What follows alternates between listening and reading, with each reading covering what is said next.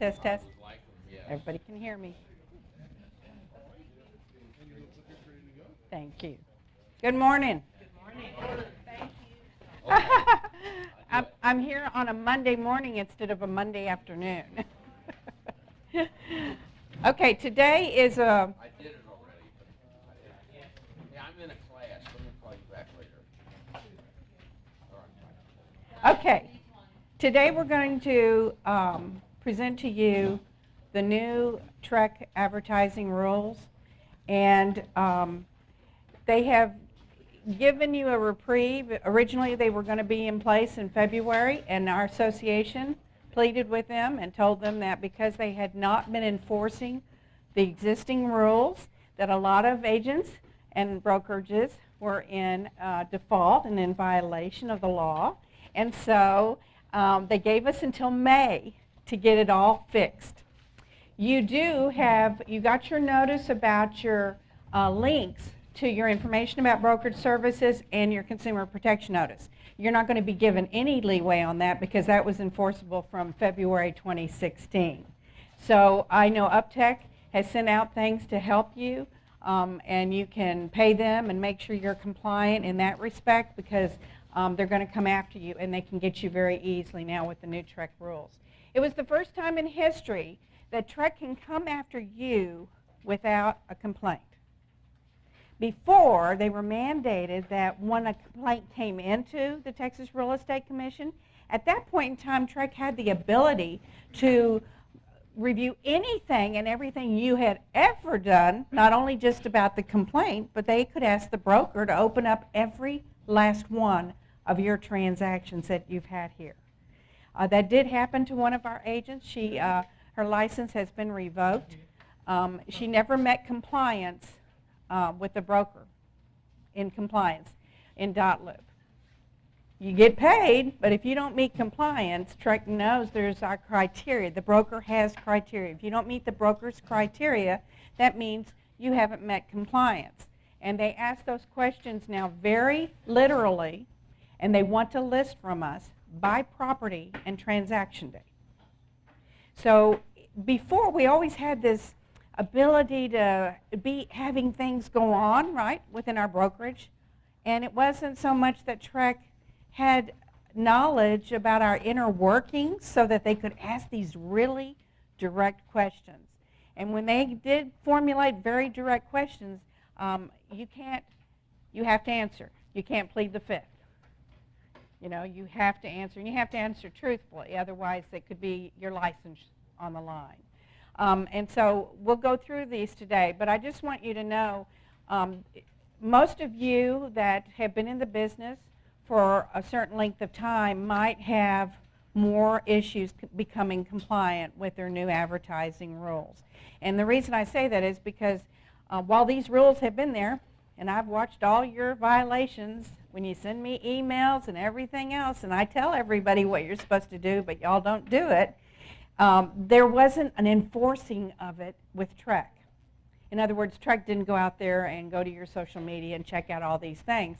They will now. And so you have to be very, very careful about what we're going to see in the future. Again, the information about brokerage services and consumer protection notice on all of your social media, your websites, everything better be perfect today, just so that you're assured that you're not going to be in trouble. They will not give you any forgiveness either. Nobody's grandfathered. That was the big thing. Doug Oldmixon with TREC last week said, we don't grandfather. Okay, so they're not going to give you, because you were there 8 years been advertising in this name, they're not going to give you any latitude because you've been doing it. It has to cease.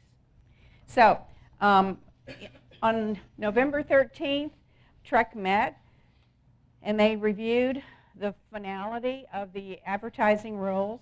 They had a lot of input from our association, from other little smaller associations, but the Texas Association of Realtors really drove it. They really fought hard to show TREC that their rules that they were proposing would make our business go away. In fact, I'm going to just explain that a little bit. TREC said that we couldn't use any form unless it was the promulgated TREC form. Well, our Texas Association of Realtors provides over 100 personal agreements, listing agreements, buyer-tenant agreements, commercial contracts, leases, property management. And TREC had made this erroneous proposal, and TAR had to bring it to their attention that please don't do that. That the association should be able to provide forms that are written by attorneys through our association and provide them to the members. So there were a lot of things, they really wanted to crack down on so many things, and our association, Texas Association of Realtors, really stepped in to kind of bring a little bit of common sense to it.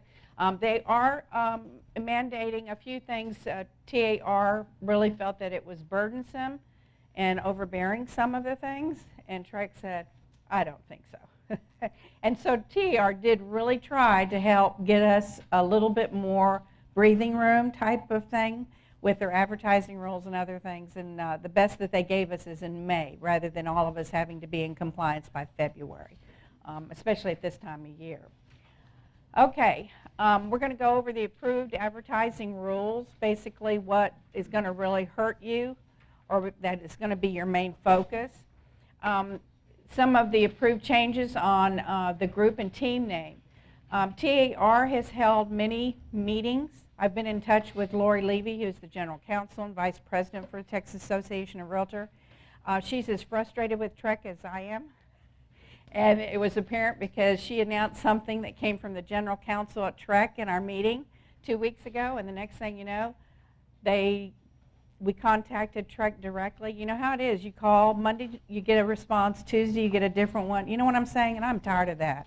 I want us to get one answer from them. They have historically refused to put anything in writing because they want to nail us. They want it to be the du jour of the complaint so that they can do it. And so what happened is we contacted TREC to get a ruling on it, and they defied exactly what their General Counsel of TREC had said. And that's when Lori Levy said, this has got to be straightened out. So last week we had a Facebook Live with TREC, and TREC had to make a statement, broad statement, saying that that staff person didn't know what they were doing. And that's going to be our problem. I'm going to tell you, I have asked an attorney that I work very closely with. He's in touch with them. He's getting things in writing from them, so at least I can feel comfortable a little bit when it comes from the General Counsel for TREC, the top lawyer. We should be able to go to the bank on some ruling that they give us on something like that. But TAR has been most helpful because when I get upset about something and send it to her, she gets on there and she gets a reply from me right away. And I'll talk a little bit about the ones we are waiting on and we haven't gotten a response. Part of our new rules for advertising is a few years ago, TREC had to change our language for comparative market analysis. Under the Consumer Protection Act, you have to be very careful that the consumer doesn't think you know value because you're not able to give value, not in your job performance. I'm talking about a valuation of a property, a value of a property. We give what? Price opinion. And so they tried to make the language cleaner again. This is like their fourth time in the last 15 years that they've tried to address this. And so there's a handout that gives that, and we'll go through that. The last thing are some proposed changes. I'm not going to talk so much about the addendums because they've been tabled. They're very confusing. It'll probably take me 40 sessions with you to understand one. And it's their attempt at an appraisal addendum like the ones that we have that are provisional that we can use. But I'm going to tell you the 1 to 4 family and all the other contracts that they're going to change. That was fine-tuned. It was tabled. They did not make them optional at that point in time because TAR had to come back with some, and they took some feedback from all of the brokers and agents throughout Texas. So some of the things are going to be enacted and some are tabled, and that happens all the time with them. They can't get the consolidation on approval of forms. And I don't want to confuse you, because if I talk to you about what they're proposing now, it's changed 3 times since they first presented it last summer. And it's just too confusing until it's final. But I want you to know some things are coming on that. Okay. I'm going to, again, talk to you about something that was enacted in February 2016. But they made a small modification in the new proposed TREC rules for advertising, and this is about our links that we have and what we're going to be able to do. The disclosure you provide, you have to have your completed information about brokerage services. You are never allowed to ever give a blank one to anyone ever for the rest of your life. Okay? It has to be completed. It has to be accurate information. You can't leave off one of the brokers or the designated supervisor or their email or phone number. I mean, it has to be totally completed. Where the confusion lies is that a few years ago, TREC said if you had the links in your email signatory area, that would be sufficient. Well, it is not sufficient. As of 2016, that doesn't denote delivery. And see, that was the big thing. They wanted to make sure and prove that you actually deliver the notices at the right time. And so what they told us is that we could have them in a nice little email. Dear John, I really appreciated you calling me and wanting me to come visit you and list your property. I have provided these links, and they're right there in the second paragraph. Please review them and be prepared. We'll go over them when I meet with you on Saturday. And then at the bottom they say hugs and kisses, you know, whatever. But the thing is that it has to be in a paragraph in your email. Or you have to say, I have attached the PDF files that are required by the Texas Real Estate Commission for information about brokerage services and consumer protection notice. And then in your attachments on that email, there would be two: your completed information about brokerage services and the consumer protection notice. So again, the clarity is, while you can have them on your signatories, it does not constitute delivery. And that's where you'll get into trouble. If TREC came to you, say for instance somebody complained and said, you know, they never gave me their information about brokerage services, and they'll look and they said, you have to prove when did you first deliver it. And that's the whole thing. They date and timestamp everything. When do you have to deliver it? First, talk about real estate. Could be email, text, smoke signals, anything. You don't talk about real estate. You can be general. I'm a realtor, right? I am going to tell you that if you saw the law that was revoked, prior we had to always tell somebody we were a realtor or a sales agent or a broker or broker associate. That was one of our titles that we had to do. And the legislature said, no, that's no longer necessary. But TREC says you can never use the word agent.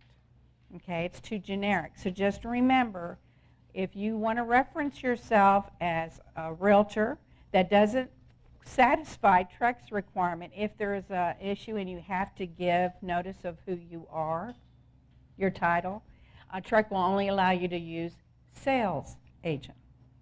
And if that isn't enough confusion today, I don't know what is. You should have heard all the questions that came in when they brought that one up. So that's, again, we no longer, on our business cards a lot of times, we had realtor, our designation, but that doesn't satisfy TREC, never did. TREC said the only thing you are to TREC is a sales agent or a broker, broker associate if you are aligned with Keller Williams. Now, I am going to tell you that because you don't have to have the links in your signature line, doesn't mean you can still have them. Just make sure they are, if they click on that link, it goes to a completed information about brokerage services. That would be my only concern for you. When do you have to keep giving it to your clients? No, they only get to get it one time and you've satisfied it. You don't keep having to deliver it.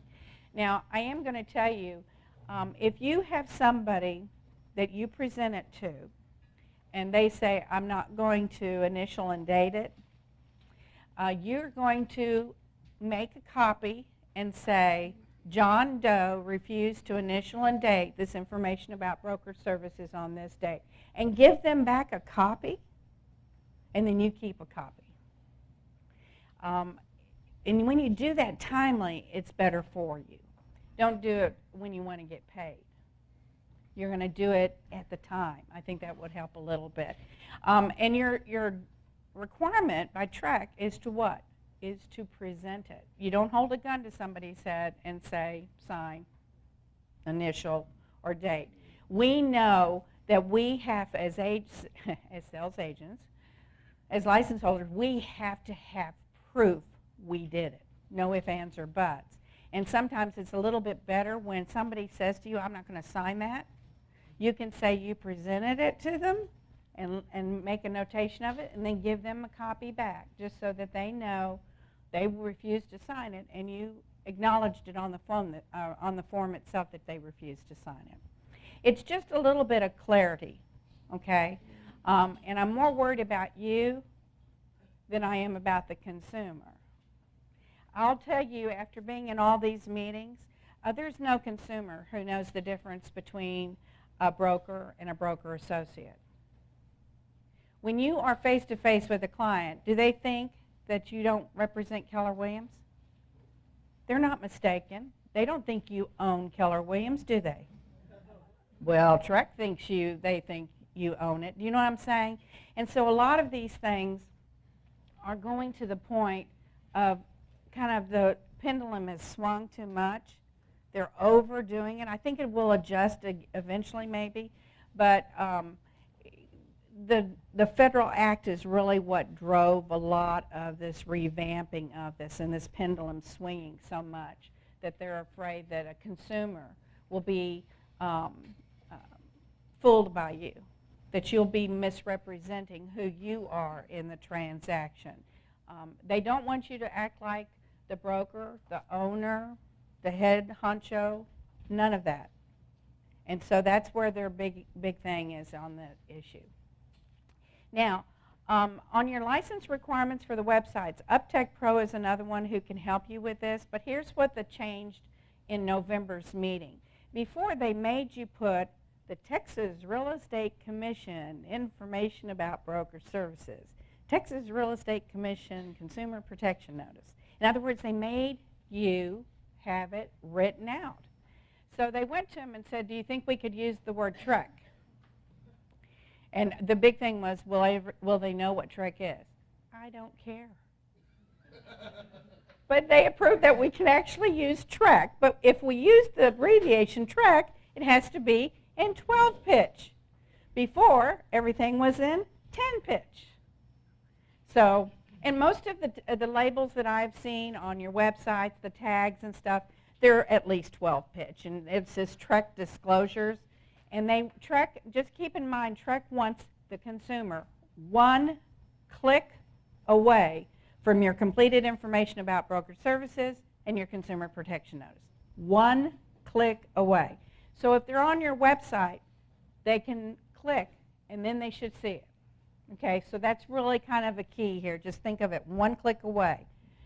And the abbreviations help because, again, to have that all written out, some of those little labels on the tops of folders on some of the websites got too crowded, so then they had to put it where it was readily available and noticeable. That's the other TREC rule. They had said that all of it down on the bottom, the last screen load, a lot of the brokers had it down there. It wasn't very much of a 10 pitch, really. It was very hard to kind of see the links. They'll still let you have them at the bottom as long as they're readily noticeable, okay, and that they're sizable. So again, they did give us a little leeway on that. They allowed us to use the abbreviation TREC, which was such a wonderful gift. You've got to look at it in a positive way, right? Mm-hmm. Okay, it's Monday. Now, the alternatives for social media, they understand that there's limitations. And they gave you guidelines about you can put it in your favorites, you can put it in your profile. But again, once they click on the profile, they should be able to see where they can get to your notices about information about brokerage services and the consumer protection notice. I am going to tell you, there are some people in the real estate industry in Texas that wake up every day and tattle on other agents. And I know who he is because he has been asked to be removed from 3 Keller Williams offices I work for. So I know him, and what he did recently is there was a new agent, and on her Facebook page, she wrote her name, and then had a comma, and then she had the realtor, okay? What she failed to do is have who with her? Keller Williams. She didn't do that. Let me just tell you, you are never alone ever again for the rest of your life, because when you put your name, your license holder name, you're always going to have Keller Williams. You can never just be anywhere on anything talking about real estate without having Keller Williams right there next to you. And so she didn't do that. She was talking about real estate on her blog, and and she had her name, and then that she was yes. No, it is not. Logo is not enough unless logo has your DBA that has been sent to TREC and approved. So if the office has approved the logo as being able to advertise for the brokerage, you would be able to do that. But if your broker has not done that, you cannot use the logo in place of it. Okay? But I don't know, what was I talking about? Okay, she was. Oh yeah, she was. Yeah, so anyway, she was all by herself. She didn't have Keller Williams, and this individual called the office and talked to the team leader and said, "I'll give you 24 hours to get her to fix it." So the team leader contacted the agent and said, "You need to get this done right away."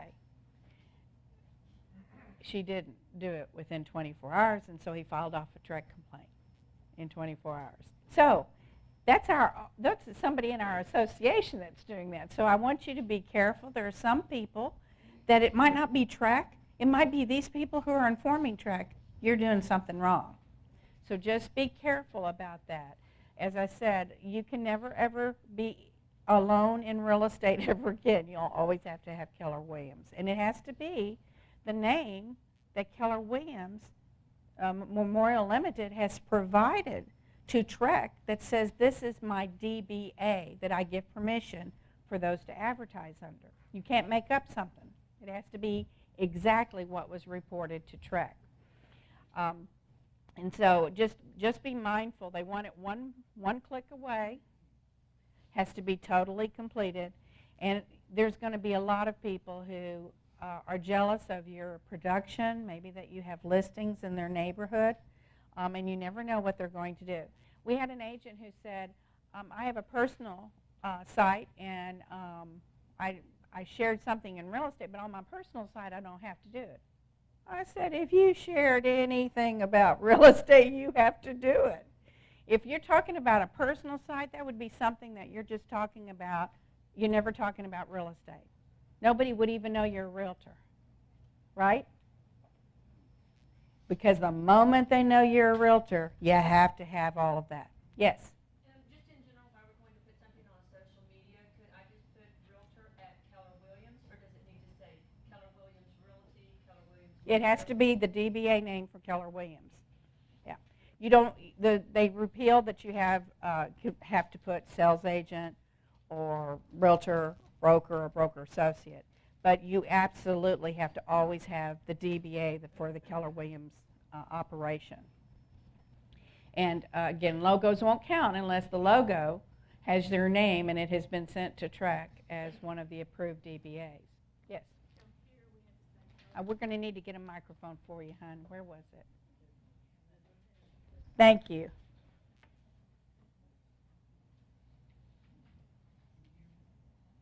No. Can you hear her?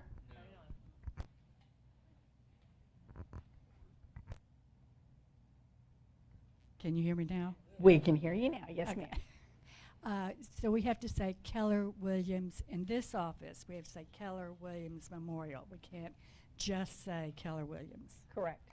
It's whatever the DBA, and you see it posted on the TREC website, the names that have been sent in. Some of them look like they're not completely done historically. The TREC revamped their website. And years ago, TREC never listed all of the DBAs from the brokerages or all of the assumed names or the alternate names of the license holders.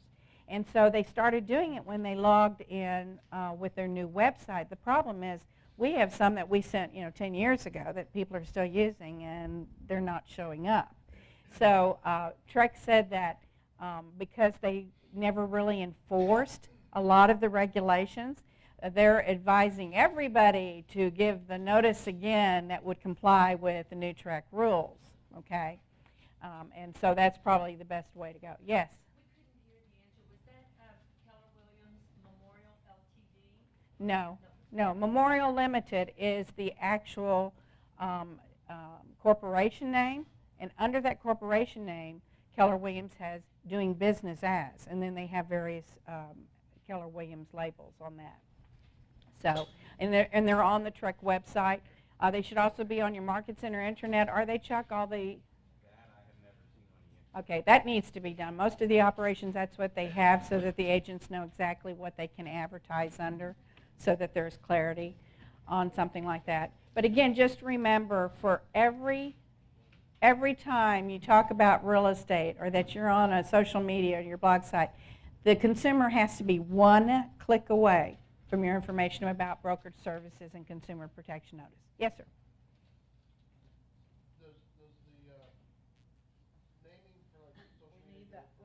Hold on, we have to get a microphone. Microphone over there, because it's being. Yeah. You're live today. Hello? There we go. The naming for the DBAs, is that for sales agents and brokers? Because I'm a licensed broker. Okay, you are a broker associate with Yes. Keller Williams. Let me just tell you, that is a big, huge issue right now. And that was where TAR agreed what TREC had said in this meeting we had last week. TAR is concerned. My attorney that I use quite a bit, he's in touch with Carrie Lewis, who's the general counsel for TREC. Let me tell you why a broker associate is a concern for me. TREC has said, and we're going to go through all this, TREC has said that at no time can you ever present to any consumer in any advertisement that you are the owner, broker, the person responsible, in charge, president, CEO, COO. You can never do that ever again. But brokers are a direct line to TREC. TREC can come down on a broker's head, and they don't care about the broker associate because the broker associate is not going to be in trouble. It's a straight line, right? And so when you are a broker associate with Keller Williams, you say, I'll defer and follow all of Keller Williams. This Keller Williams brokerage's rules and regulations, and I'll get paid through them. But the advertising has caused a problem because at TREC, you could have, under your broker license, you could have a TREC brokered entity that TREC said you can use that name to advertise. Okay, well, would that not denote that you are the owner? Yeah, there you go. And TREC last week said you can never present a picture saying you are the owner to the associated broker that you're with. So we're trying to get clarity on that because in years past, I'll be real honest, they didn't worry so much about brokers advertising because the brokers had their brokered entity and it was pretty easy to check on that. Where they were focused on are sales agents that were presenting a picture that they were an owner of XYZ Realty under Keller Williams, and you can never do that again. So again, that was the whole element. So we don't really know, but the minute I get it, I will broadcast it so that it can be distributed, because that's my big concern. We are a company. Some states require you to become a broker, period. They don't give license to sales agents. And so Texas does have that format. And with this new regulation, it creates that element, well, if I'm a broker direct to TREC and TREC has approved my brokered entity and I can advertise in that, why can't I advertise in that with the associated broker? So I'm trying to get clarity in writing from the top dog so that we can kind of count on it, and we hope nothing ever happens to her, or that it's somewhere filed and recorded so we can say we got permission. Yes, ma'am. Okay, oh, let's see. Here we go. Microphone, huh? Thank you. And thank you for being the go-getter today. This is a Monday morning. Okay, so if you put a photo on Facebook of the IABS, do you have to reference it every time you blog? or is it enough just to have it out there? Well, it has to be in a prominent area, and then you can put it in your profile if you can't do it, but they have to be able to click on it and see it. Okay, so like there's a section of photos in Facebook. It's not enough just to put it in there? No. Mm-mm. They want it in your profile and other places. UpTech Pro will help you get compliant on that. They charge $15 for each type of thing you do, and that would be the best way for you to make sure that you are compliant with something like that. Okay. Yes? I'm sorry, I can't. We got to get a microphone.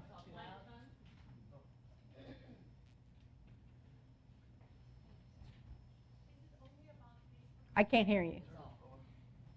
Is it only about Facebook, or because we have like Instagram, we have It's lot of any media, period. 'cause they some consider of them, they all don't of have that- a page to add any of this. You have to accommodate that, and UpTech Pro will tell you how to do that, but it's any advertisement, and they've grouped everything in advertisement that you do. So we have to have a TREC information on Twitter, Instagram. Right. LinkedIn, all of it. And so, as I said, UpTech Pro will help you get compliant on that. Okay. And Everything. And to mention Keller Williams Memorial Realty, can we add that to our address as a part of our address, or it has to just link to our name?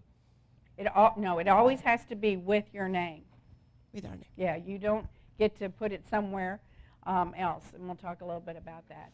Yes. Hold on. We got a mic. Quick, can you hear me? Uh-huh. Has anybody addressed circle picks? Because we have that afforded to us in our dues here, and it puts up, for instance, previous listing, check my listing out at. How do we, does UpTech Pro know how to deal with that as well? Most likely. I'd contact them to make sure. Okay, thank I you. would. I am going to tell you that if you, just an aside here, if you're a listing agent and you've got any advertising about a property that is closed and funded, you have 10 days to get it down off of everything. You cannot show a property as active once it's sold. So they've kind of cut you off at the ankles. You have 10 days to get it out of all advertisement. So I'm telling you, we have, the brokerages have incorporated in this new TREC advertising. We have to do things, say for instance you left Keller Williams here at Memorial and went somewhere else. We have to remove your ability to advertise under your name at Keller Williams. So that means you're in limbo until the next broker gets it up. And we have 10 days to get it down. And the other thing that is going to, I'll go through it again, is but you can never ever advertise in any name other than your license holder name in Keller Williams, the DBAs for here, until TREC approves you. The old rule was you could do it, and in 30 days the broker could give notice to TREC, and then TREC would allow it. But that is no longer the case. You don't get to do anything until TREC approves it. So it's a big switch. We need the microphone over here.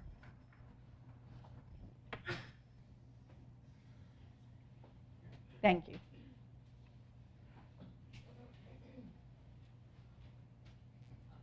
Limits on properties that aren't listed to advertise, like coming soon? Is there any limit on that?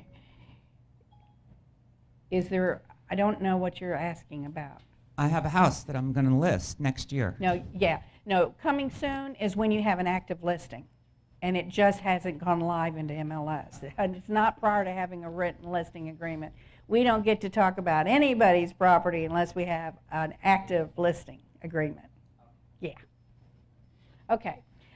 So just remember, UpTech Pro has provided some services. I'd recommend doing that because it's going to be a surefire way that you're at least compliant on that part. Again, the big, huge push for your names and your advertising on your signs and your cards and everything will come into play in May. The advertising requirements, I'm just going to tell you how this is going to work. Your name is John Doe, and you join Keller Williams, and you say, oh, I want a team name, or I want a group name. Well, You have to go out and file and record that DBA, or assumed name. You can do it statewide, or you can do it in every county that you plan on advertising in and working in. Then you must bring that filed and recorded DBA to your office here.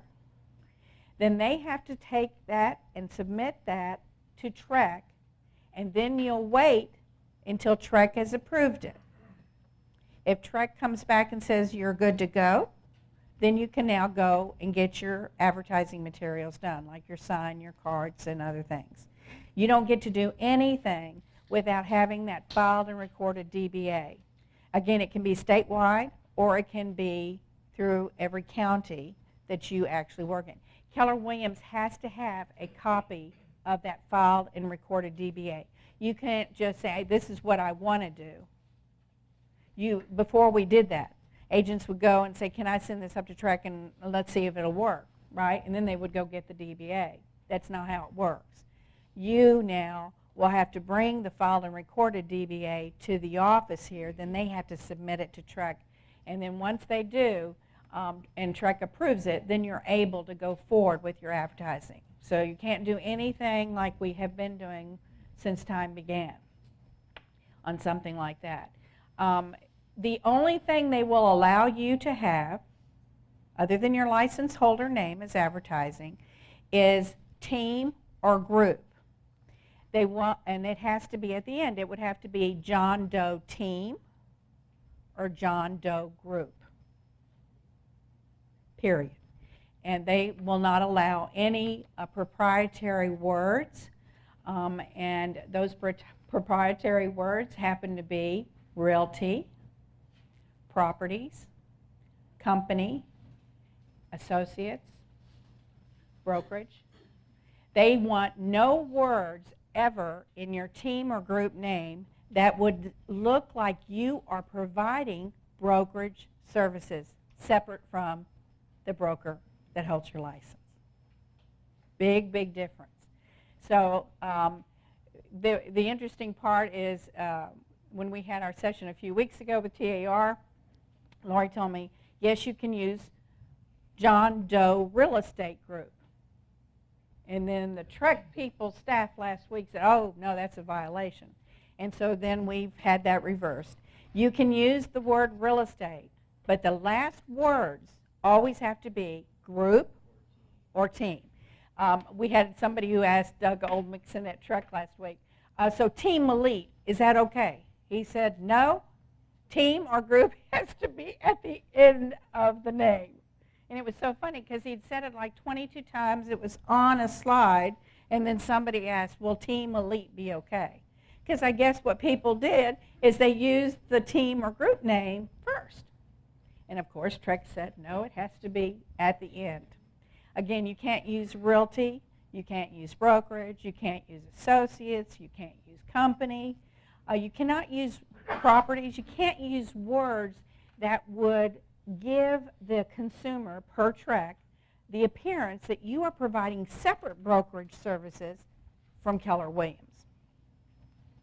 The one interesting part is we had a ruling about 8 months ago. Somebody wanted to come up with a name to kind of say real estate, and they said, is the word estates a proprietary word? In other words, would estates mean, the elite estates team?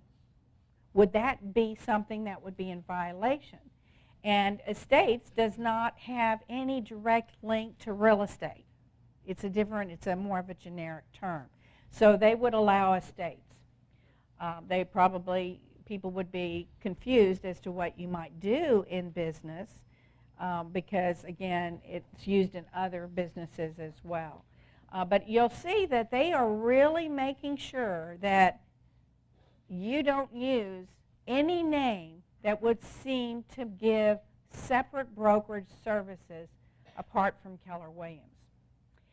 The other biggest thing is that they constitute advertising everything. If it's a bus stop bench to a billboard to a flyer that you send out to your postcards, Everything has to comply. That's all considered advertisement. Yes. Hold on, we need to get a microphone to you.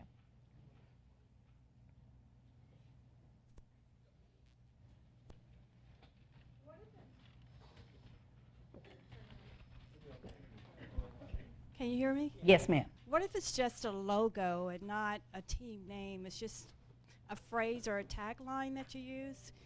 I mean, for example, my last name is Character, so I always say close with character. Yes, It's- I don't think that's a problem. What would be a problem is if you didn't put, you know, everybody has their type of taglines or their other things. You just can't use a proprietary word in that tag phrase. They are also worried about your emails. If you have the word realtor in your email, or properties, or associates, or brokerage, or company, that's a violation too. So we have to change all of our business cards? To say- Everything has to change if you are currently in violation of the new rule. That's why they're giving you till May to fix everything. But taglines and those type of things, that's not, you know, as long as you're not using a term that would be confusing to say that you're providing separate brokerage services. We have to have a microphone.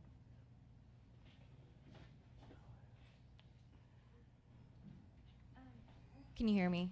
Yes. I just have a quick question. It's going back to social media, but on UpTech Pro's instructions that they sent to us about how to embed the links, it says in bold, for social media accounts, the links may be located in the account's profile or on a separate page or website through a direct link.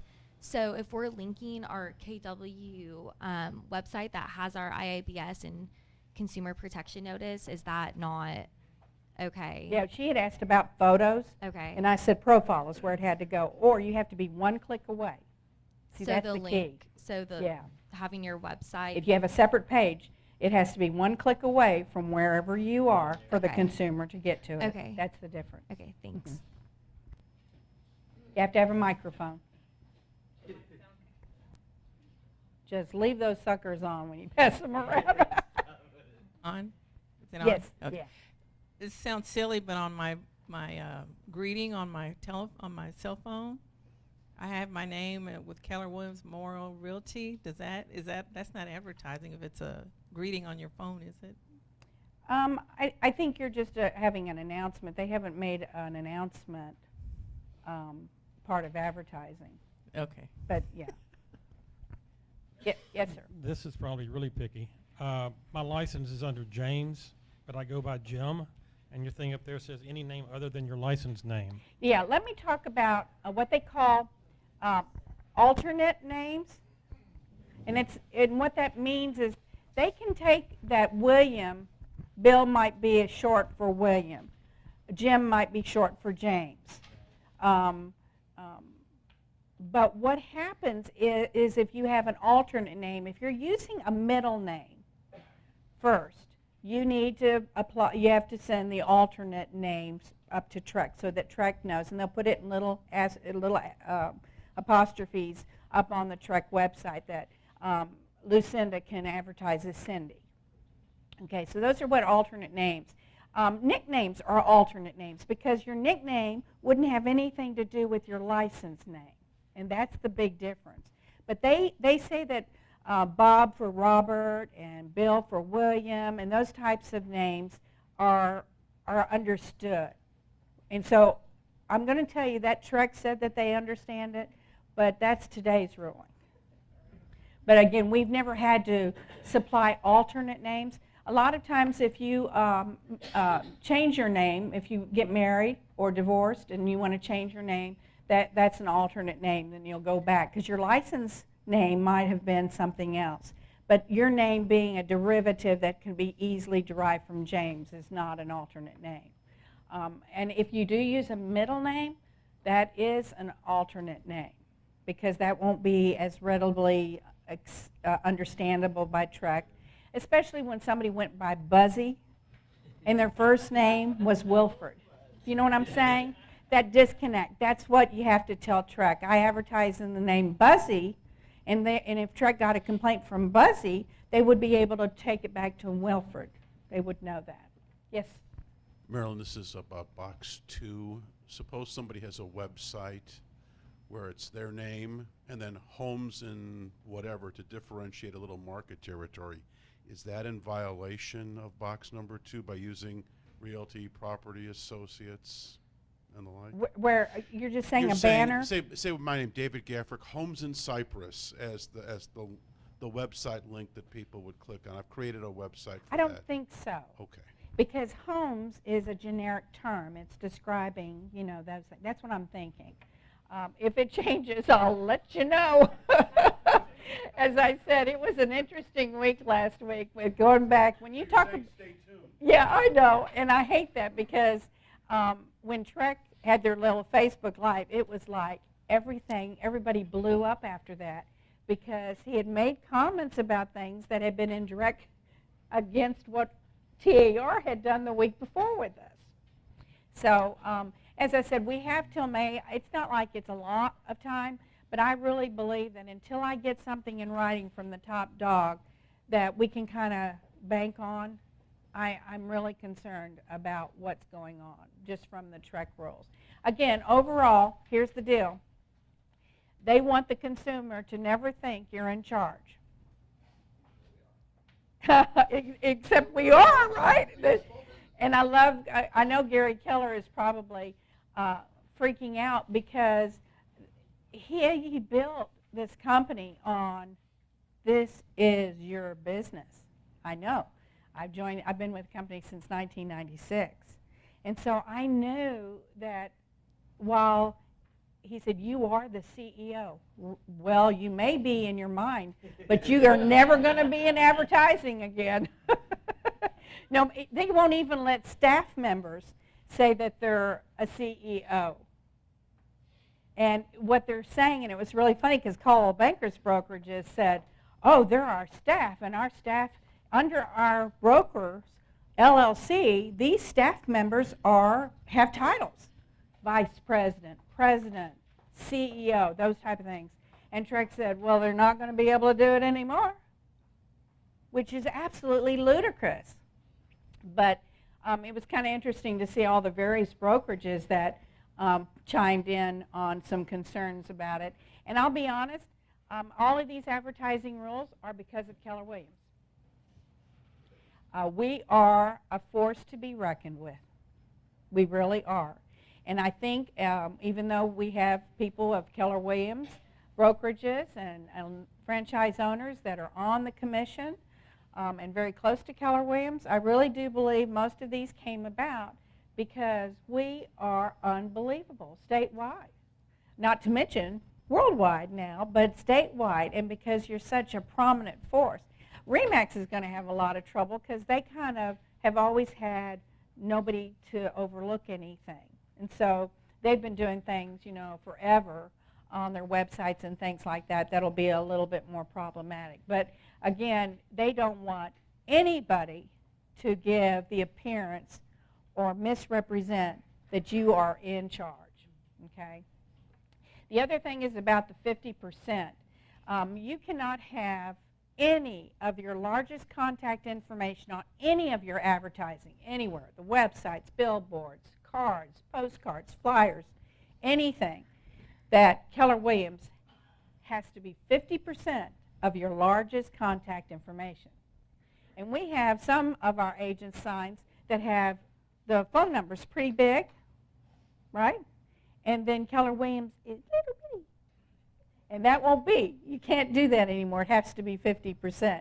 And it's really funny because your graphic designers, anybody you contract with to do all of this, you better secure in writing from them that Keller Williams is 50% of my largest contact information. Put it kind of on them because they're the ones with all the gauges. They know. If I stuck a ruler up to a monitor on, from your website, I'd be able to kind of generally see if it was 50%. You know what I'm saying? But it'd be better for you from the source that was creating the advertising for you to confirm so that you can have that in your little arsenal so that if TREC says it wasn't 50%, you're going to rely upon a professional that you paid to do that it was 50%. I just want you to be kind of covered on something like that. As I said, they're giving us until May to do this. It doesn't include the information about brokerage services and the consumer protection information. This is about advertisement. And so what's going to happen, the brokerage has to get their self in a good way too. Do you know what I'm saying? TREC has now changed the rule that when somebody leaves us, we can no longer post that they're with us still on an approved name. And we've got tons of them up there that people have left here, and yet we still have it licensed with TREC that they can advertise under our brokerage. And so we'll be doing a lot of that as well.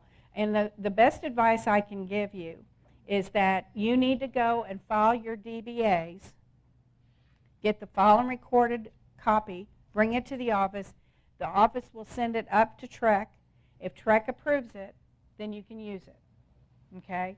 And TREC said last week that just to be careful, even though you might have supplied a name 7 or 8 years ago, it'd probably be in the best interest for the broker to send it up again, just to make sure. Because we've been doing this since the early 2000s, sending them up, and they didn't have them in the website. I think what happened is when it got faxed to TREC, the person who took the faxes off might have done them a file 13 on some of them, and the others they may have filed it, we don't know where. Yes, sir. Marilyn, I know I'm going to get a million people that are going to come to me on number 2. Following your license holder name, it must have. Going to line number 2, following your license holder name, it must have team or group. It doesn't have to have anything other than realtor, right? If they choose, they just can't. What we're saying is properties, realty, associate, and broker cannot be on there. Right, and company. Anything, they can have their name, or they could use like Infinity Group, or they could use Infinity Real Estate Group, but the last word has to be group or team and cannot be any type of proprietary word that would mean you are offering brokerage services. Okay, so they can use an arbitrary name followed by team or group. Correct. That team or group has to be at the end. But it couldn't be John Smith team. Yes, it can. Well, that's what I'm asking. Yeah, the license holder name, and then the end of that would be team or group. They just Okay. have to be at the end. Like I said, that's the #1 point of confusion for agents. Yeah. Well, most of the agents put in realty group and realty team, and those all have to go away. Okay. Yeah. As I said earlier, they did allow us to use the words real estate. So if they want to do John Doe Real Estate Team or John Smith Real Estate Group, they can do that. They can use the words real estate. So we got that. When they took away everything else, that would denote the name really means it's involved in real estate. Yes, we need a microphone there. I can speak loud.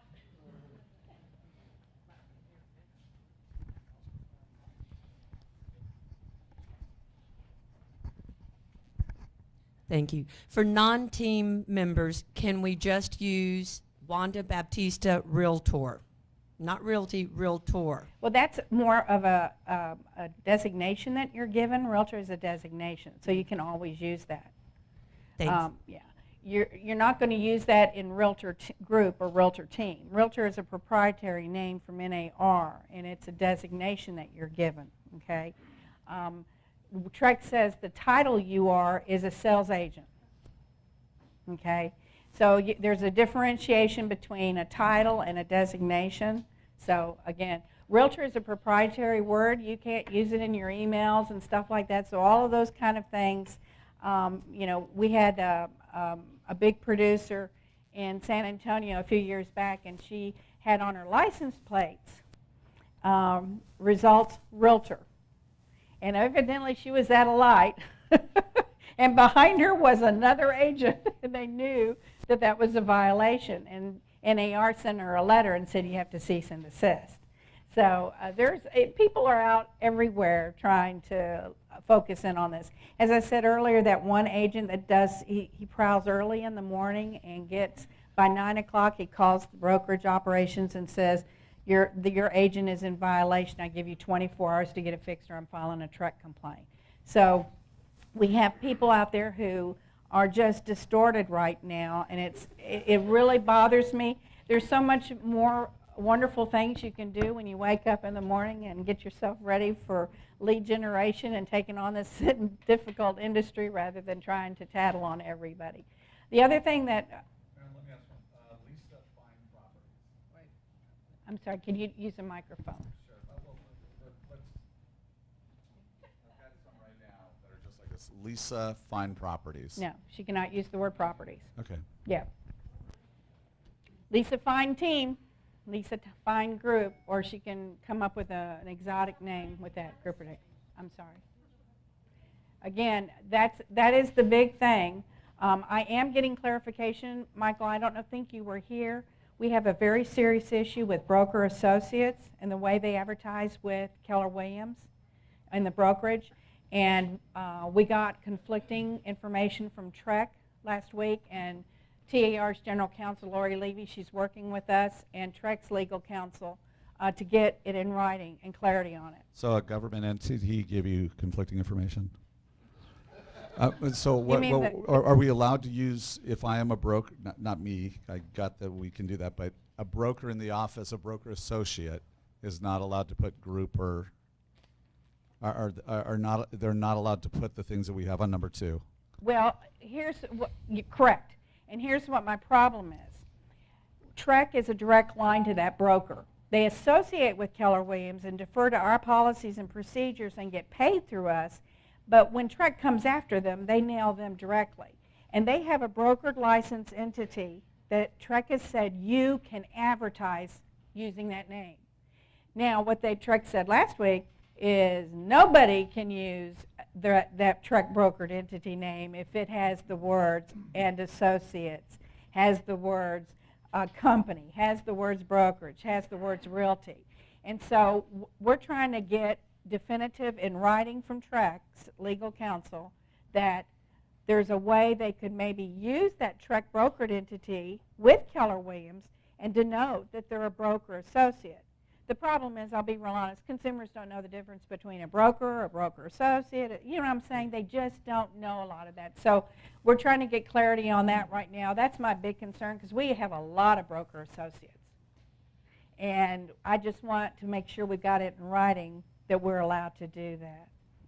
Because a lot of agents, because these rules have never been enforced, we have a lot of agents who did John Doe and Associates, and they're a sales agent. And that's a violation, always has been.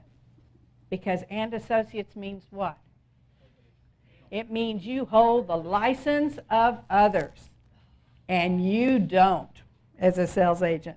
Somebody's holding your license. So that's the biggest killer because we have a lot of huge teams that have used that forever and ever, and it's going to go away. And that's my biggest concern. And especially for a broker associate. If they have a TREC brokered entity that says John Doe and Associates, and TREC gave them permission to advertise it, and now they associate with Keller Williams, with the melding of those two and the advertising that broker associate's going to be required to do, will it cause a conflict? Will they think, well, who's the owner? Is it John Doe and Associates, or is it Keller Williams Realty? Okay, those type of things. We need a microphone. Okay. I have a DBA under Denise Lyons Properties. I'm not using it because a year ago I was told I was in violation, but I do have my bank account and credit cards using that name. Is that still okay? I'm not. I think that would be fine for your personal use as long as you don't use it in advertising. Okay. Yeah, I would think so. Yeah. There's another question up here. I'm a little concerned with the sales agent title. Because if we're trying to simplify things for the customers, clients, then when you're dealing with the buyer side of it, you're still a sales agent? Yes, TREC says you are a sales agent. Okay. Okay. So I can say Joe Properties Team. No, you cannot. Proprietary word is properties. Joe Real Estate Team. Joe Real Estate Team, you can do that. Okay, Yeah. Thank you. It ends in team or group. And real estate can be acceptable. There's a handout for the new CMA language. Does everybody have that? Okay. Ooh. That hurt. Does everybody have a copy? Okay. Here we go. I'll hand it to you, and then you can kind of pass it around.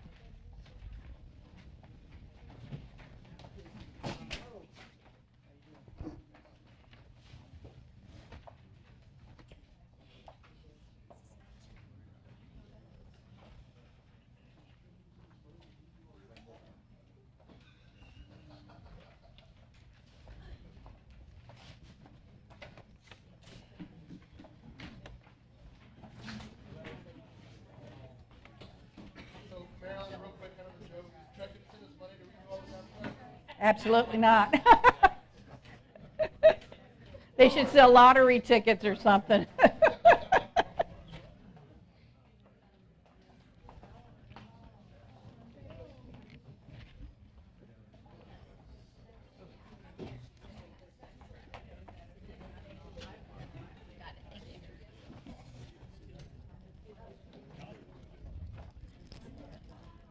Okay, let me tell you what is another thing that TREC talked about.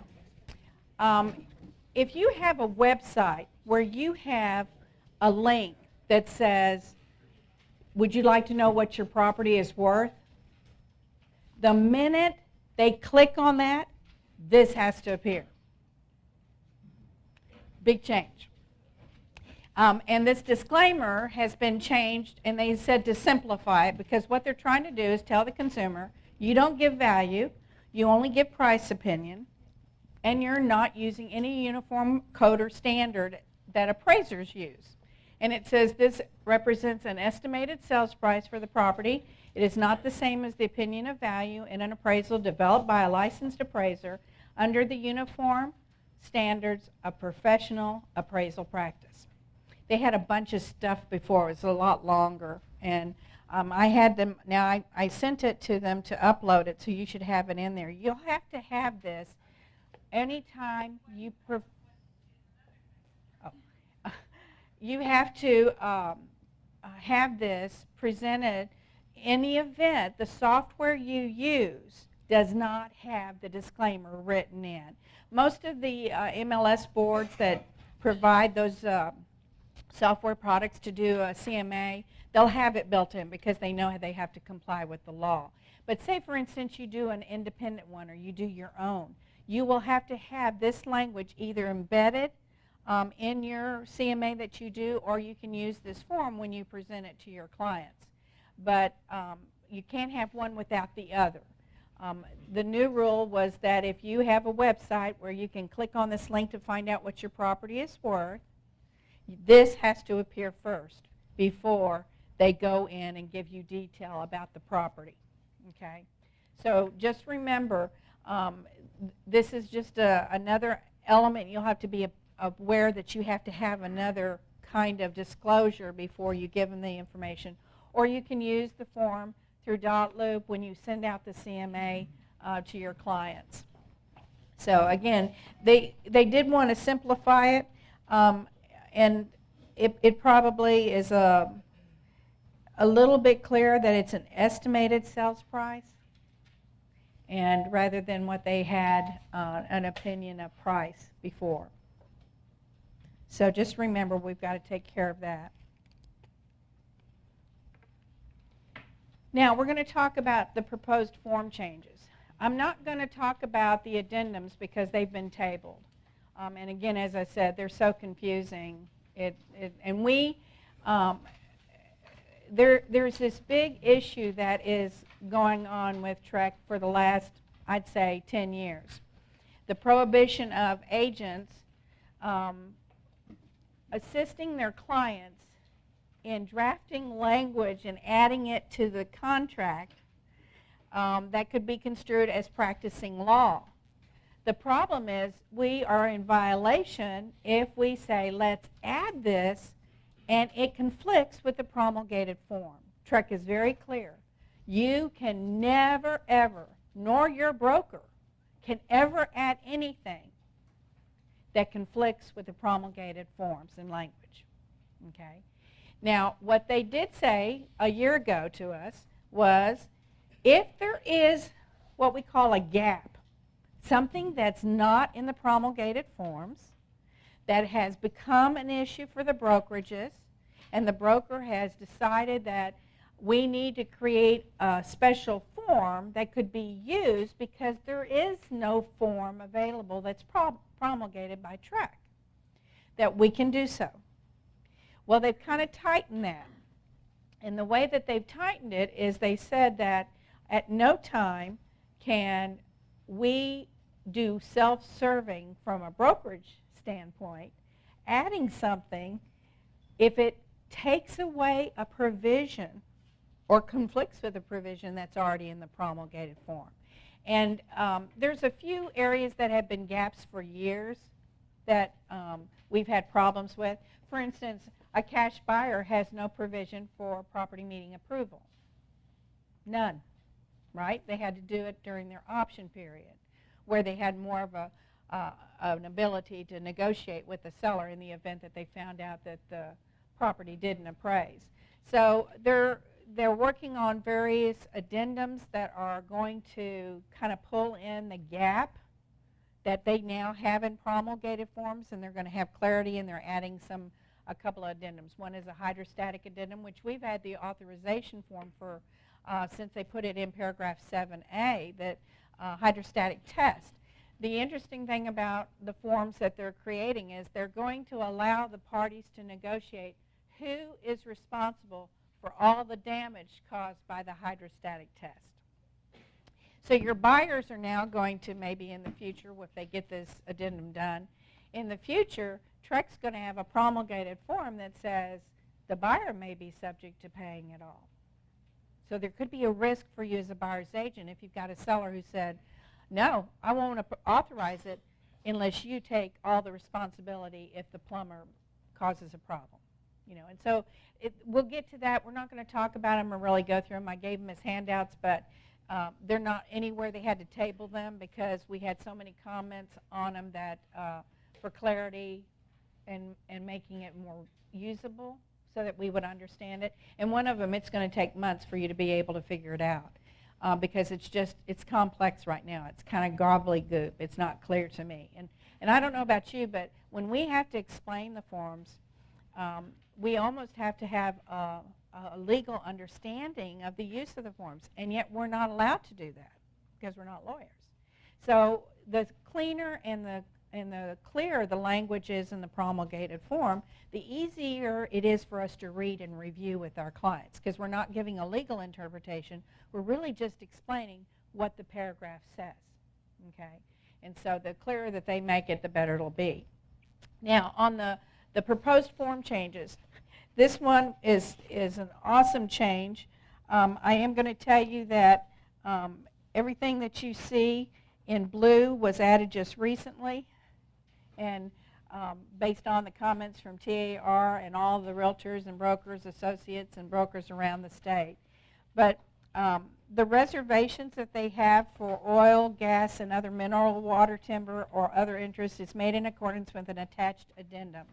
It's interesting. This is on the 1-to-4 family contract. Oh, it'll be probably up on the table there. That's one of the addendums, yeah. What's interesting on this is that Farm and Ranch had it because that's normal and customary when you have a lot of land. There could be some reservations. Okie dokie.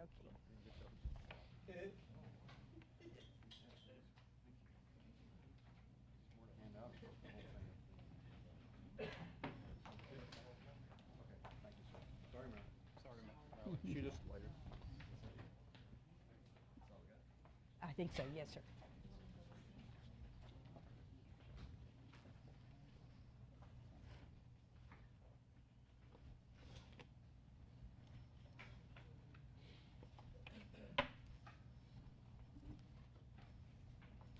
That's okay.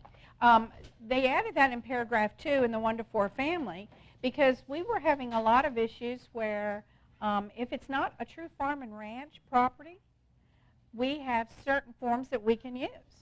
And if there is an improvement on it, but it doesn't qualify for farm and ranch, we can't use the unimproved property. Do you know what I'm saying? So they were trying to make a uniform standard addition to some of our contract forms that would take care of issues that we find in other forms that are more applicable, and Farm and Ranch is one of them. There is an addendum for the reservations of, for oil, gas, or other minerals, water, timber, and so that addendum has already been provided by TREC. I'm going to tell you that this is one area, if you are not proficient in it, you're going to have to recommend that they seek an attorney's advice that is proficient. Not every attorney can do this. This is a highly specialized practice of law. It's a highly specialized practice of real estate, too.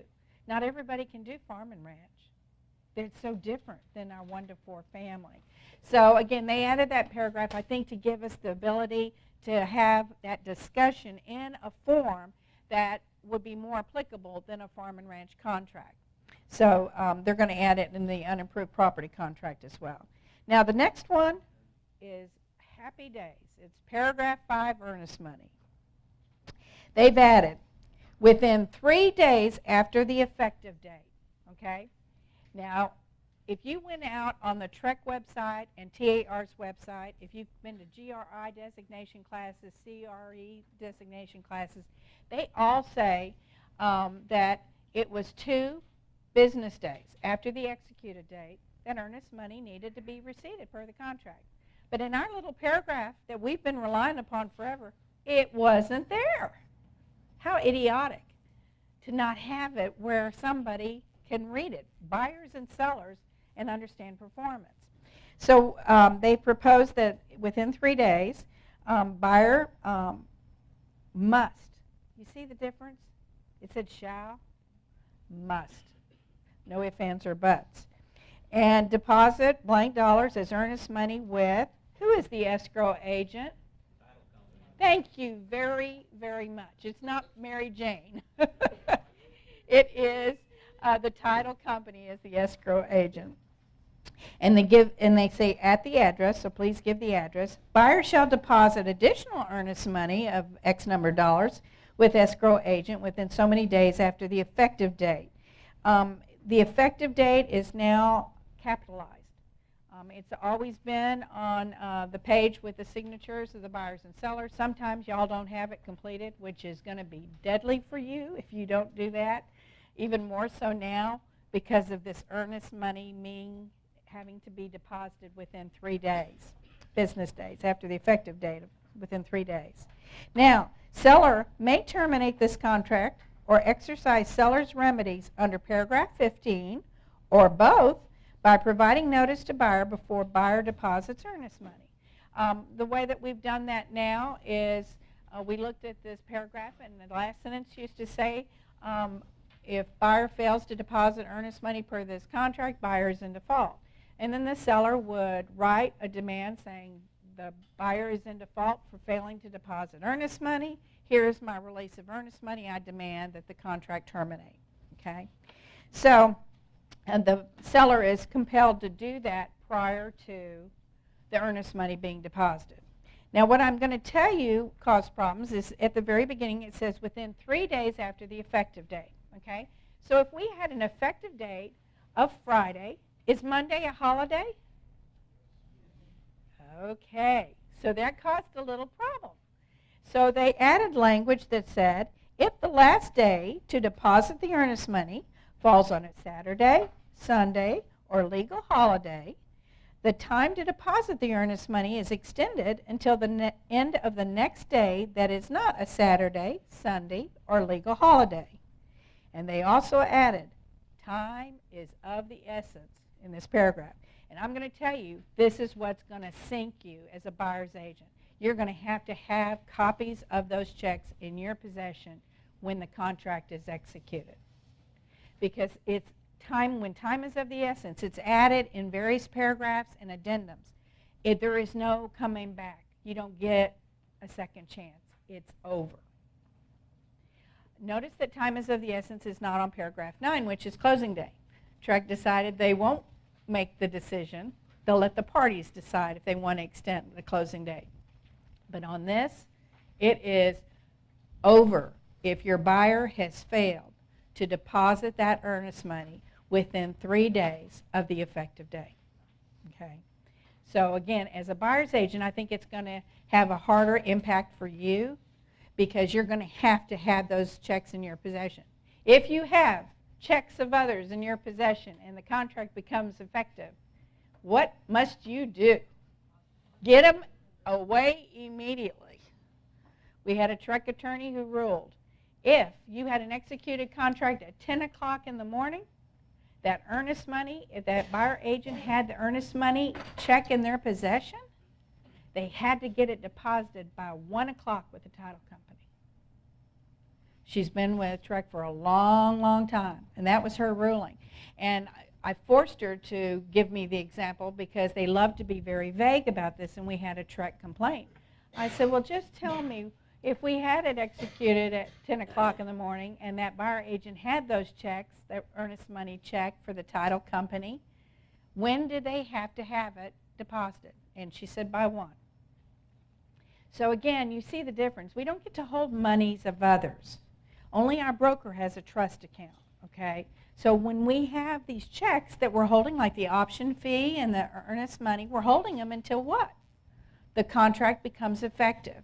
If that contract doesn't become effective, what do? We give them back to our buyer and say, here, you don't need them. Shred them. Do whatever you want. So just remember that. It's going to be very difficult for the buyer agent. The great part for our sellers, finally, and we have this happening all the time, we have a buyer who hasn't deposited earnest money. We have title companies that tell us very close to closing, oh, the buyer's earnest money check bounced, or the buyer never deposited the earnest money. I think that's a travesty for a title company to not stay on top of that. We've had lots of issues with that. So it's good for a seller because here's what will happen.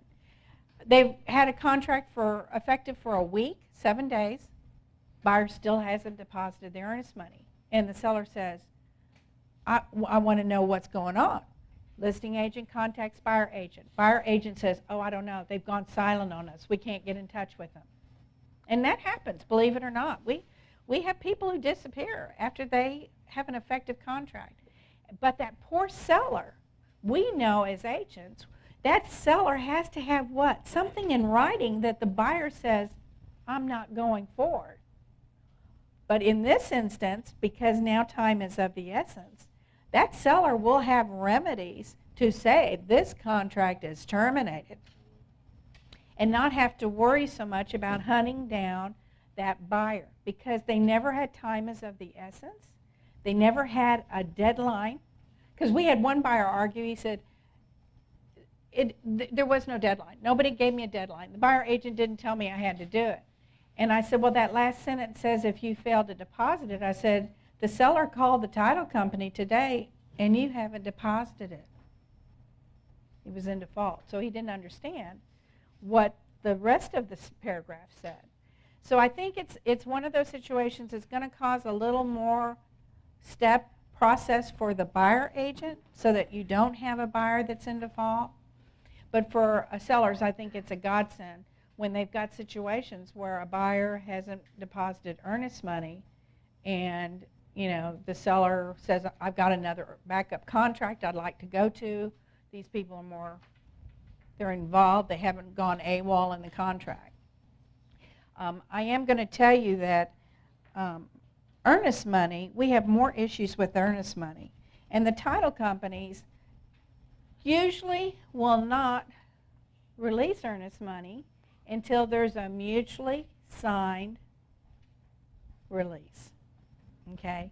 And the reason for that, those title companies, they're escrow. They're just holding it. We've had more buyers who sued us saying that they lost their earnest money because of whatever reason, right? And normally we go into what we call the justice courts, the small claims courts. And the funny thing is every judge will stand there and say, you sued the wrong people. Keller Williams doesn't have your earnest money, never did, and they didn't release it. And so it's real black and white when you get into a courtroom environment, but these buyers really don't understand that they have all these provisions, and having a time frame on it I think will help agents, and I think it will help their clients as well. So that's one of the proposed changes that they've done. You're going to see effective date change throughout. They've capitalized it. And so that's one of the areas. The next page in paragraph, the longest paragraph that we have, 6, talks about 9, the exception or exclusion regarding minerals approved by the Texas Department of Insurance. Again, that is a highly specialized area, but it had to be a tagline added because of what they added in paragraph 2, talking about the mineral rights and interest and water rights on a property. The other thing that they've struck through on paragraph B, the commitment,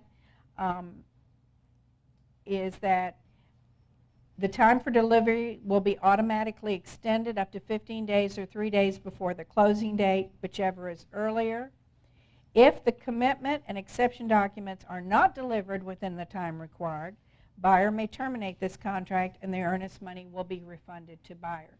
So I think it just cleaned up the language a little bit, talking about the inability to deliver the commitment and exception documents in a timely fashion and what the buyer's rights are. Again, effective date has changed. The one thing they did add is what they call, in paragraph 6D, objections, a cure period. Okay? And they added the language and took out some of it, and because there was a big confusion about what is the seller obligated to do in the event that there is an objection.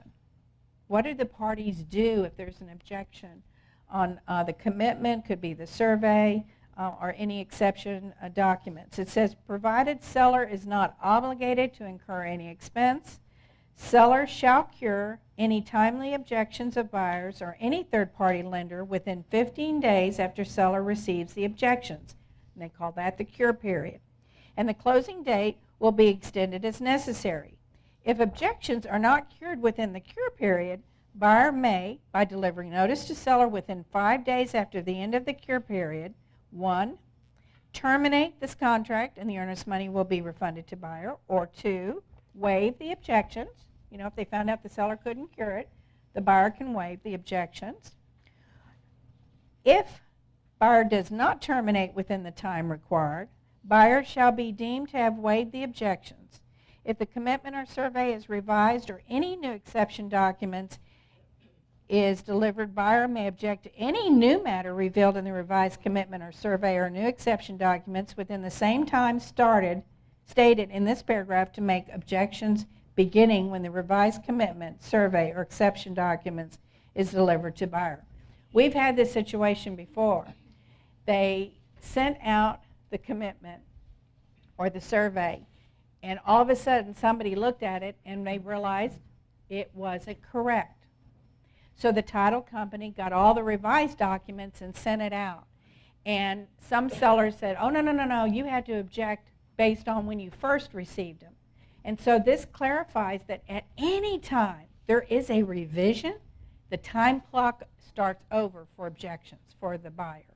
Okay? We've had a couple of situations where paragraph D has caused some problems. If you look at the first part of the paragraph, it says, buyer may object in writing to defects, exceptions, or encumbrances to title disclosed on the survey, other than those items 6A1 through 7 above, disclosed in the commitment other than items 6A1 through 8 above, or which prohibit the following use or activity. Here's what happens. If you have a buyer, you have to ask that buyer, how do you plan on using the property? Is there something you're going to do to the property that you'd like to make sure you can do? If you can't, you want to be able to object and be able to terminate. Case in point, most of this is revolving around residential rental. When buyers are acquiring the property and they have plans to use it in their portfolio to rent properties, to have rental properties, that buyer should have that activity marked. giving them the right to terminate, because otherwise they wouldn't have that. And if they don't find out about it during their option period, they're going to find out after that point and not have a provision to terminate. But it does cause a lot of problems, because a lot of sellers, you know, every seller got all of their covenants, deed restrictions, everything when they bought the house, right? The courts say you are deemed to have known what's in there once they give it to you. How many of you read them? How many of our clients read them? Not many, right? And so what happens is that activity, if the buyer says, I want to be able to rent this property, and the buyer finds out that he has to live in that property for 12 months before he can convert it to a rental, we're in trouble. So again, the activity that a buyer plans on using, and once the buyer gets all of these documents, exceptions, or whatever, and finds out that they cannot do it, they have the ability to object to the seller. We had yes, sir? Hold on, we have to get a microphone to you.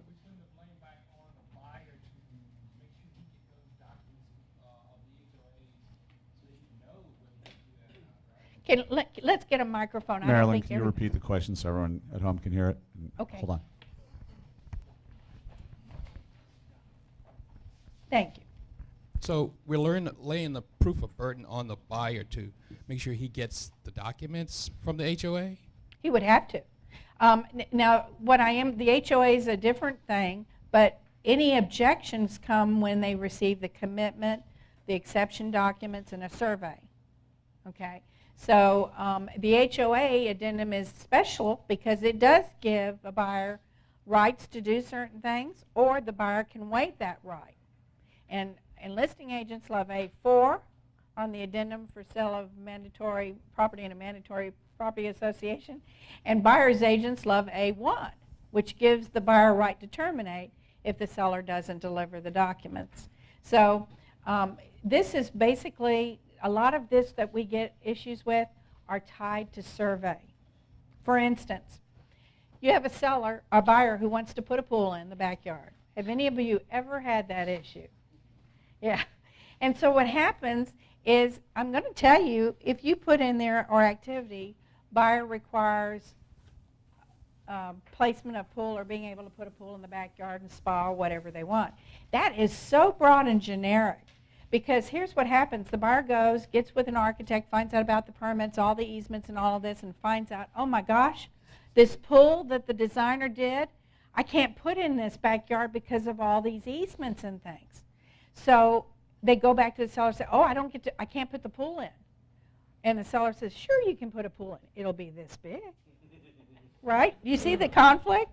So what I'm going to tell you is, most likely the buyers should have a very extended option period to do this due diligence, because you understand that the buyer wants this pool. They've got this concept of a pool, and if they can't do it because of the surveys, limitations of property, encroachments, easements, and all those other things, they probably want the unrestricted right to terminate, rather than having a seller argue with them and say, oh, no, no, no, no. I'm going to keep this $10,000 that you deposited because you can put a pool in this backyard. Do you see the difference? So there are times we have to have these really strong conversations with our buyers about, what do you plan on doing with this property? Hopefully it's all legal. You know, don't get into conversations about that. But we had one situation here where a buyer that we represented was going to run a daycare center out of their property.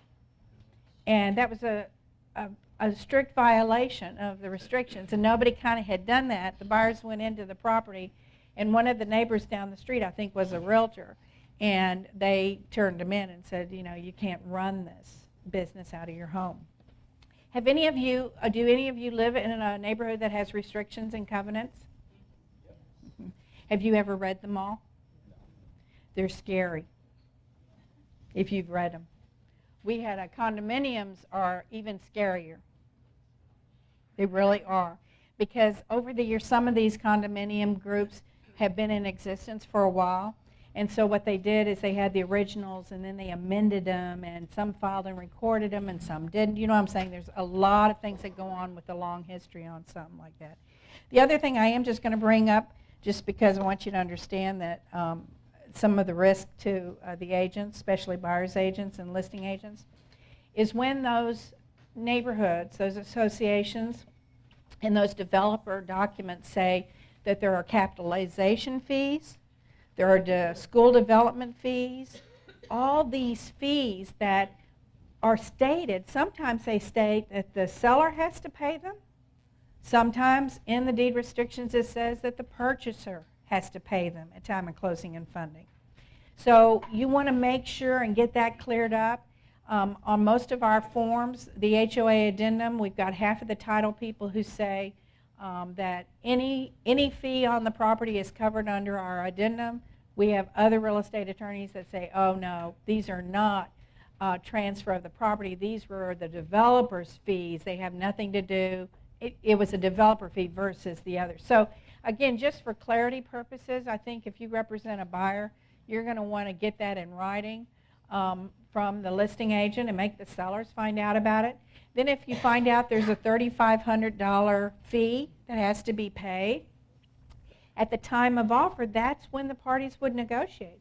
We've seen more sellers and buyers now split that because buyers found out about it at time of offer rather than waiting until they're under contract.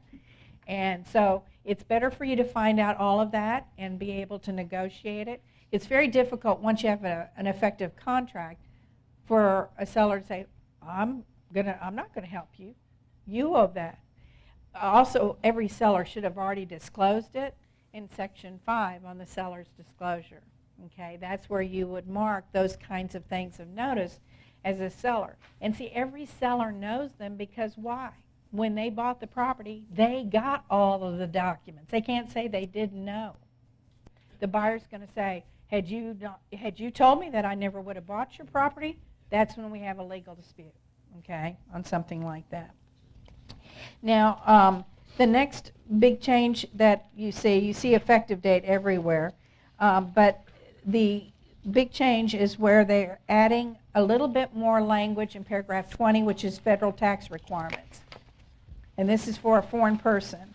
And they added the language that says if seller is a foreign person as defined by Internal Revenue Code and its regulations, or if seller fails to deliver an affidavit or a certificate of non-foreign status. So all of your listing agents, your sellers are obligated to this. It's in the contract. We've had a lot of them who have gotten very animated. Sellers have gotten animated at the end and said, I'm not going to pay that. I'm not going to let you withdraw the IRS and send it to the IRS and all these type of things. So just make sure if you're a listing agent, you get this cleared up when you take the listing, because they need to know at the time of listing on that net sheet that you give them what it's going to impact them. Okay, that's how we can do a much better job as a listing agent on something like that. The proposed changes are those two addendums in paragraph 22 that we're not going to talk about because they have tabled them. But the biggest thing, as I said, is the effective date. We just want to make sure that it's there and it is always completed. You see the big box. And of course, they've extended our contract to 10 pages because here's the deal. On the proposed page 9, we're going to have the broker information, and then we're going to have the receipt of the option fee. Okay? Then on page 10, we have the earnest money receipt, we have the contract receipt, and then we have additional earnest money receipt. So the extended from our 9-page contract form is 10 pages now so that they can accommodate all the various receipts. Notice that they talk about earnest money receipt and then contract receipt. Years and years ago, it was called an earnest money contract. How many of you practiced real estate when it was called earnest money? Yeah. And so that was removed because earnest money, does earnest money have to be on every contract? No. You can have a contract that's binding without earnest money. You can't negotiate earnest money in a contract and then not deposit it. That would be default. We talked about that in paragraph 5. But they are providing additional receipt pages so that it's real clear about the various receipts. Now, I am going to mention something that they didn't do. When you extend the option period, is there a fee attached to that? It has to be by law. An option has a legal definition, and unless monies are paid, there is no option. And so when you extend it, if you looked at the amendment in that paragraph, it says seller has received. Whoops! How many of you listing agents let your seller sign that amendment for additional option fee that didn't have it in your possession? Yeah, big problem for you. That's your job to your sellers, okay? The other thing I am going to tell you, we have a lot of sellers who, when they get the option fee, they don't cash it right away. Please tell them to cash it immediately. We have more option fees, checks that bounce. And then what happens? The buyer terminates in their option period, right? And then the seller tries to cash the check and it bounced.